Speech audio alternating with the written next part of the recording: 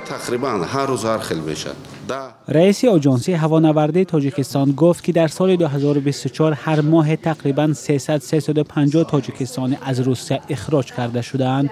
حبیب الله نظرزاده روز 29 ینور در نشست مطبوعاتی تلاش کرد نشان بدهد که تعداد آنها چندان زیاد نیست. رئیس آژانسی هوانوردی آمار عمومی را اعلان نکرد. او تنها گفت به حساب میانه روز 10-13 شهروند تاجیکستان از روسیه به وطن فرستاده شدند. چیزی که قید کردیم نسبت سال 2024 خیلی کم شدگی است. همین به نظر این رقم میانه از 12-13 10 میشد 13 میشد برادر عزیز.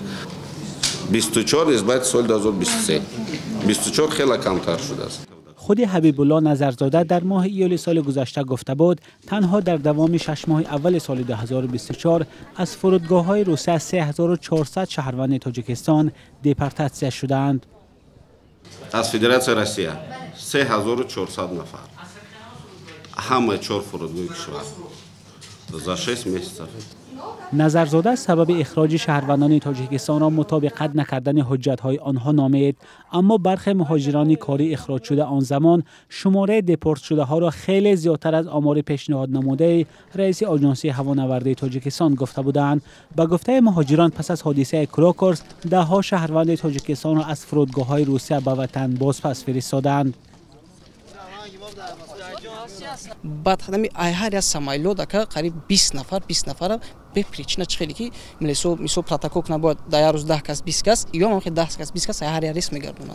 پریچنا نداره که آدمایی که نو رفتن دیپورت کردن پاسپورت نو پاسپورت میکنی کو پاسپورت نو میکنی سرکش تمام میشه 10 سال.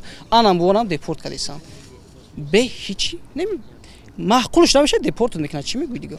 بعد حمله به تالار کنسرتی کراکورس در کنار مسکو که مقامات روسیه اساساً شهروندان تاجیکستان را به انجام آن گمان برمی‌دانند، اخراج مهاجران از آن کشور زیاد شد.